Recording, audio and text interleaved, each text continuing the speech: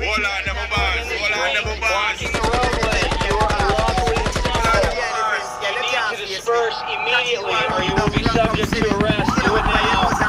The McDonald's, the window is broken into again. We saw a couple other stores broken into and looted. Tear gas has been thrown, water bottles we witnessed being thrown at police. Tear gas.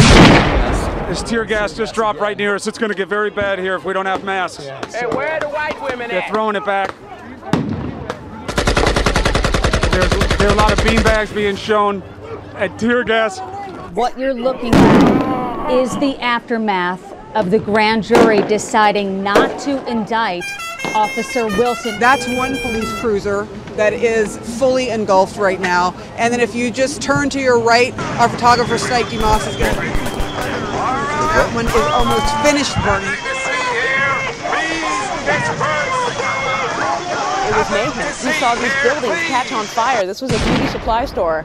And we watched it just burn to the ground. The auto zone is on fire. This is the third building within 2 blocks, and it is, destroyed. The building is basically collapsed. You can hear the explosions going on inside there from whatever is inside, whether it's...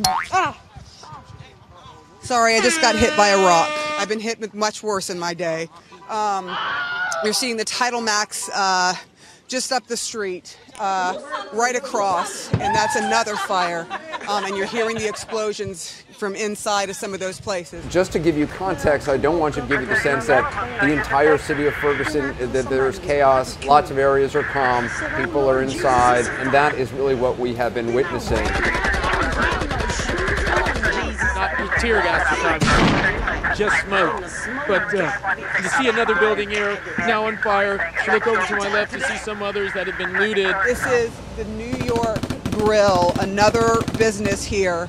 They've broken into... Right now I'm standing out beside the McDonald's and people are throwing stuff at me right now.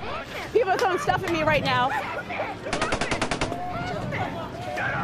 It's that kind of scene out here right now. Police still using tear gas, still moving through the area. It's heartbreaking. The Brown family, the governor, the president, all speaking about nonviolence and about peace. I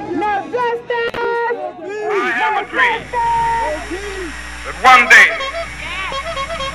this nation will rise up, live out the true meaning of its creed.